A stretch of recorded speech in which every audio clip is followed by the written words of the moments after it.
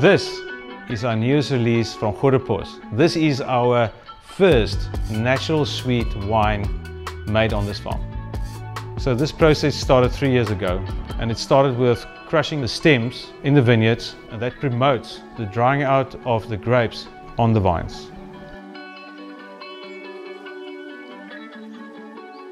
Having Weisse Riesling on the farm, it's always tempting to make something sweet out of it because it's so suitable for making sweet wine. Because of his ability to keep acid very well, and then also because of his flavor profile. The dried fruits, the stone fruit, the good acid, that whole balance must be right to make sweet wine.